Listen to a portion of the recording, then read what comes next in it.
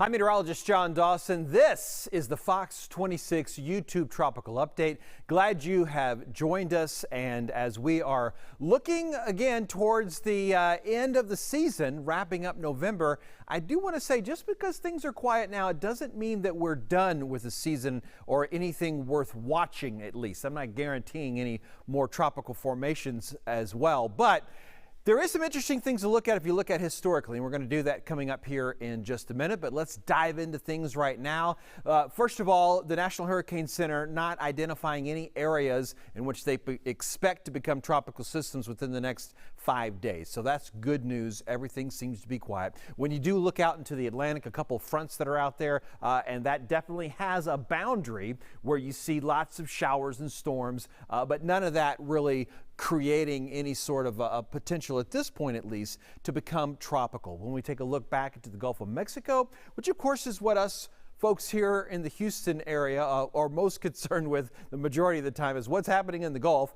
It is being dominated by some high pressure along with some drier air that's just really keeping things very quiet. Now, when we jump out here to the edge and sort of melding into the Caribbean a little bit, there is sort of another boundary or two that creates some showers and storms, but nothing that's going to look at this point again that it would keep or become tropical in its nature. When we switch to the water vapor imagery real quick here, just to kind of see what's in the upper levels supporting everything. This is one of those, again, reassuring times of the year when we're here looking at a lot of drier air getting pushed into the Gulf, and that's been happening a lot. It happens enough, and it's a repetition enough that it really, even if something were to try to form in the Gulf, at least as a concern for us here in Texas, it would get either running into all that dry air, running into problems, or it kind of gets caught in some upper level direction and it kind of gets pushed out and into the Atlantic again. So it's just really a lot of protection for us here in the Houston area.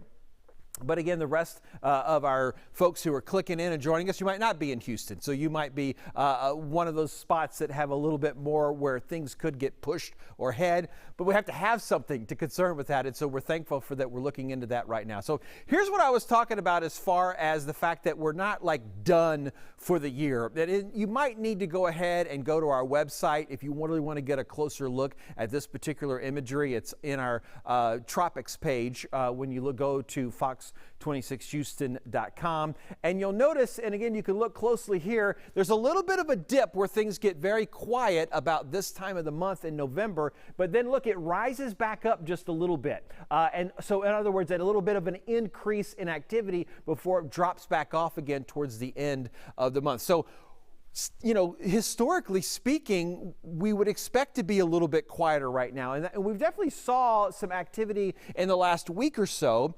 And when I say activity, it's area that was worth monitoring, or maybe something that could have developed some of those tropical characteristics that the Hurricane Center has been identifying. But again, historically, this is an area that becomes a little bit quieter, and then we'll get maybe just a little bit more of an activity, or maybe just a little bit more of a spot that we'll continue to watch a little bit, but definitely nowhere near the higher amounts that we've seen. And again, the trend is still pretty good that we're heading down as we're finishing the season, officially ending at the end of November. So as we move into the non-hurricane season portions of the year, that's the best time to really make your preparations. So I always remind people, you know, we're getting into the Christmas spirit. Maybe you need to purchase something for yourself or someone you love that's sort of hurricane preparedness related. It doesn't have to be that blatant. It could be like a flashlight, or it could be some kind of a way to keep that cell phone charged that works, more year round and not just